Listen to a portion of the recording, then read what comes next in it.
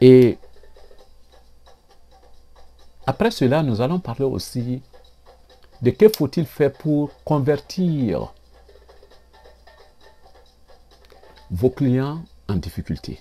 Parce que, comme le terme, beaucoup de fournisseurs aiment dire, beaucoup de sociétés ou beaucoup d'entrepreneurs aiment dire,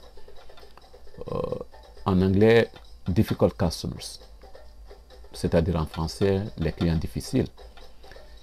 Ce terme n'est pas acceptable par SK Academy. Ce terme n'est pas du tout acceptable dans le milieu professionnel du service à la clientèle et du service commercial. Ce terme est une grande erreur que beaucoup de sociétés utilisent parce qu'en réalité, il n'y a pas de clients difficiles. Et c'est déjà une perception que tout le monde doit avoir. Il n'y a pas de clients difficiles. Il y a des clients en difficulté. Donc c'est une grande différence. Et si le client est en difficulté, c'est, pour ne pas dire pour ne pas dire tout le temps, mais je dirais la plupart du temps, pour garder mes relations avec vous les entrepreneurs. Sinon, le client a pour la plupart du temps raison. Et nous, les professionnels de ce domaine, nous disons toujours que le client a toujours raison si le client se trouve en difficulté.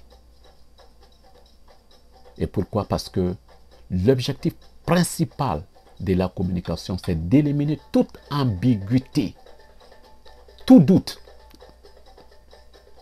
je dirais, je m'excuse, afin que le client puisse mieux connaître, mieux comprendre le produit, le service, parce que avant de faire une vente ou avant de rendre un service, il est de notre obligation d'utiliser certaines techniques que vous allez découvrir dans la formation afin de pousser le client à parler, à donner des informations nécessaires, des informations capitales qui nous permettent de mieux le servir, qui nous permettent de mieux la servir. Donc cette personne, homme ou femme, qui se trouve devant nous, qui sollicite notre service ou notre produit, peut ne pas maîtriser son besoin. Parce que, je ne vais pas trop parler, mais je vais toucher un tout petit peu à ce point. En service en clientèle, service à la clientèle ou service commercial, nous disons toujours que la plupart des gens ne savent pas ce qu'ils veulent. Ce n'est pas de l'insulte. Mais je vous en prie, moi, je commence par moi d'abord pour que vous sachiez que ce n'est pas de l'insulte. Et je finis par vous. La plupart, vous ne connaissez pas vraiment ce que vous voulez. Moi, je vous assure, si moi je vends quelque chose, si je vends certaines choses et que vous venez à moi et vous me dites que vous avez besoin de ça, avant de finir avec moi, je vous ferai comprendre que ce n'est pas ce que vous voulez. Je ne vais pas vous dire, mais par la fin, vous allez admettre. Et je vais vous donner ce que vous avez besoin. Parce que nous détenons ce secret professionnel, cette technique qui nous permettent de découvrir votre besoin réel et votre désir. Parce que les deux ne sont pas les mêmes. Ce que vous avez besoin et ce que vous désirez ne sont pas les mêmes. Et ce que vous pensez que votre budget est, n'est pas vraiment votre budget. Nous avons cette technique. Et en vous informant de cela, parce que votre choix dépend toujours de l'information que vous avez présentement au moment du choix. Et mon travail, ou notre travail, en tant que commercial et ou en tant que fournisseur de services à la clientèle,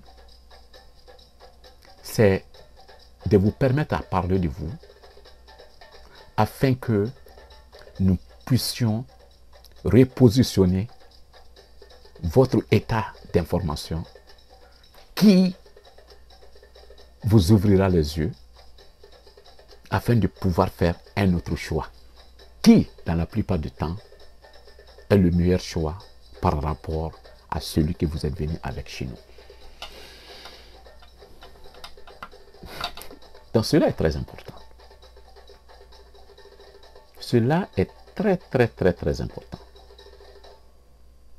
Donc, il y a des pratiques qui permettent de résoudre les conflits, les malentendus, les malcompréhensions des clients qui se trouvent ou qui se retrouvent dans des situations difficiles qui sont pour la plupart du temps ou sinon toujours causées par nous-mêmes.